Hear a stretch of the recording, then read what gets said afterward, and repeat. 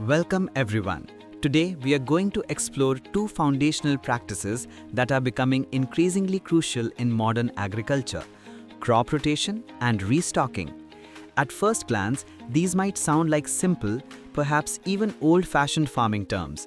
However, they represent a sophisticated approach to agriculture that is both highly productive and deeply sustainable. So what are they?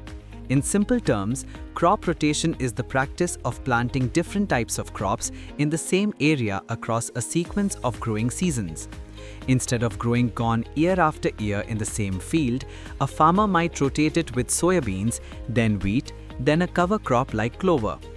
We'll delve into why this is so beneficial shortly. On the other hand, restocking refers to the strategic replenishment of a farm's resources, which can mean anything from introducing new livestock to enriching the soil with organic matter or planting new resilient seed varieties. It's about actively maintaining the health and productivity of the farm as a whole. Together, these two concepts form a powerful synergy. They move farming away from a model of resource extraction and towards a model of ecological stewardship. By combining thoughtful crop sequences with active resource replenishment, farmers can build resilient, self-sustaining systems that improve soil health, reduce the need for chemical inputs, and ensure long-term viability. In this presentation, we will break down each concept, explore the science behind them, and see how they are being integrated with modern technology to shape the future of food production. Let's take a deeper dive into our first topic: the science of crop rotation. What exactly is it? At its core, crop rotation is a planned sequence of different crops grown on the same piece of land over time. It's the opposite of monoculture, where the same crop is planted year after year. Think of it as providing the soil with a balanced diet. A field that only grows corn, for example, will have its nitrogen reserves heavily depleted. Furthermore, pests and diseases that thrive on corn, like the corn rootworm, will find a permanent home, establishing populations that become harder to control each year. Crop rotation masterfully disrupts this cycle. By introducing a different crop, say soybeans, the following year, you introduce a plant with completely different needs and vulnerabilities. Soybeans are legumes. They have a symbiotic relationship with bacteria that fix atmospheric nitrogen, naturally replenishing the soil that the corn depleted. The corn rootworm, finding no corn to feed on, will starve, and its population will crash.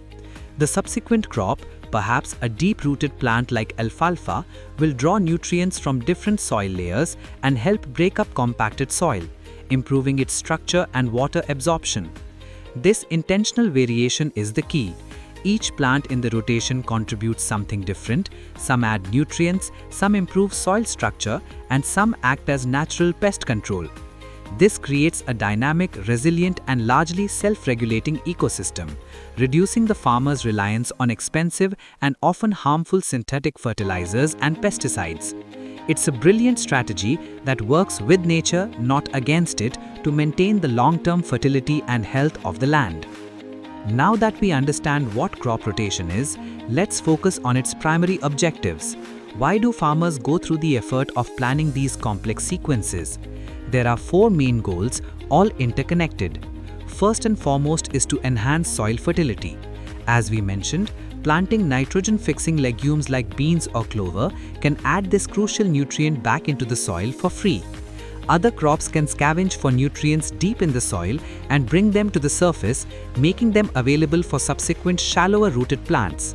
The second major objective is pest and disease control. Many insects and pathogens are host-specific. By rotating crops, farmers effectively remove the food source for these pests, breaking their life cycle and preventing populations from exploding. This significantly reduces the need for insecticides and fungicides.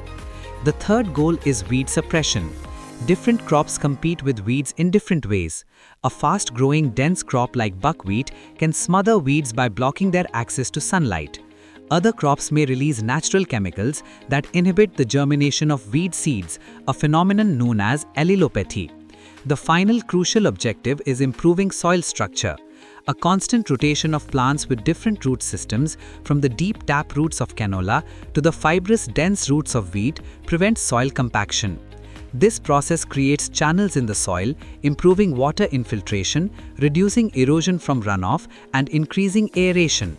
This healthy, well-structured soil is the foundation of a productive farm, capable of withstanding both droughts and heavy rains far better than compacted, lifeless soil. The concept of crop rotation is not new, it has evolved over centuries. Understanding this evolution helps us appreciate the sophistication of modern systems. Early agricultural societies developed simple yet effective patterns. The two-field system common in ancient Europe involved planting a crop in one field while leaving the other fallow or unplanted to recover its fertility. This was a significant step up from continuous cropping. Later, this evolved into the highly successful three-field system of the Middle Ages. Here, a field would grow a winter cereal like wheat one year, a spring crop like beans or peas the next, and live fallow in the third year. This diversification increased food security and improved soil health. Today, we've moved beyond these simple patterns. Modern multi-crop rotations are complex, science-based strategies tailored to specific climates, soil types, and market demands. A contemporary farmer might use a 4-year rotation designed for maximum benefit. For example, year 1 could be corn, a heavy nitrogen consumer.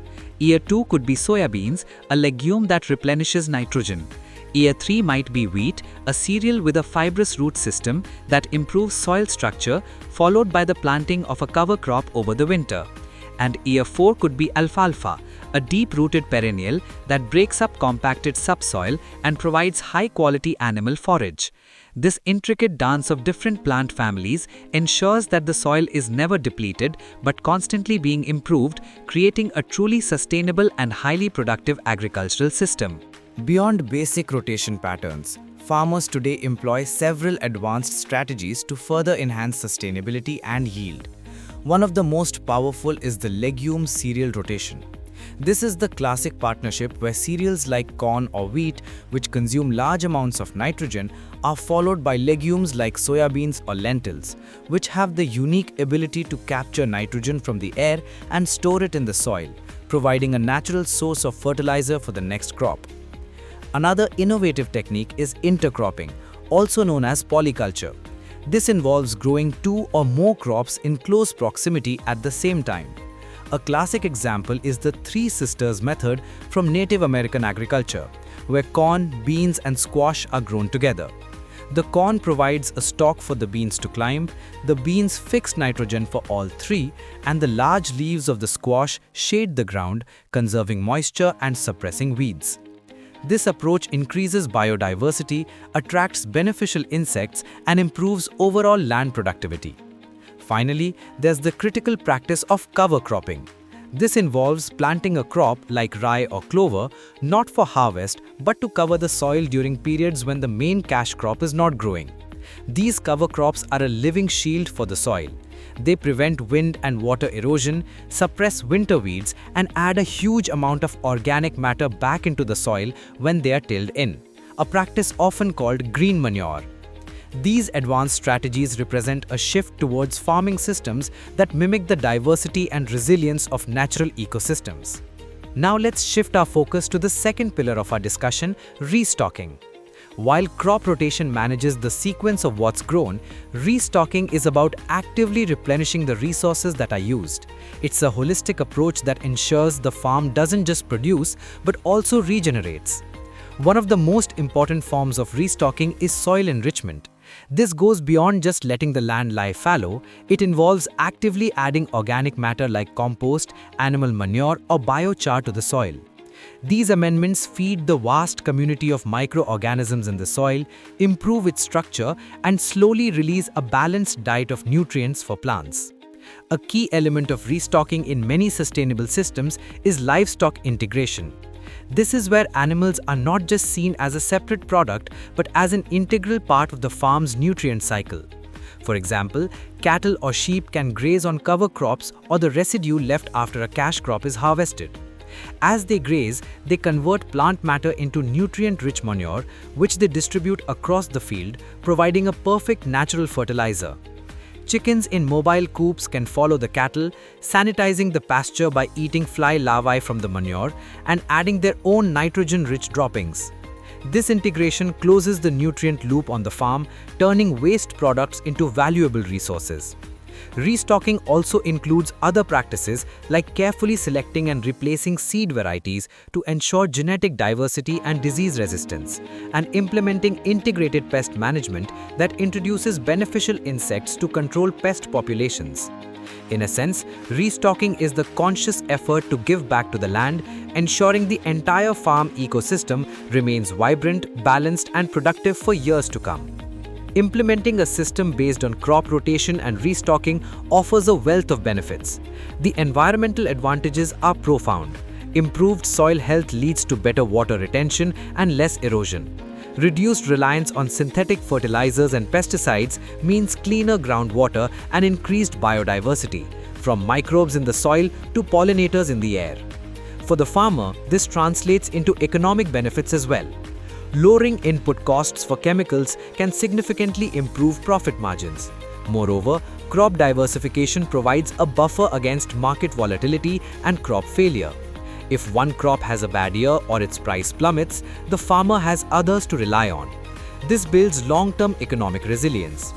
However, we must also be realistic about the challenges. These systems are not a simple plug-and-play solution. They require a deep understanding of soil science, ecology, and local conditions.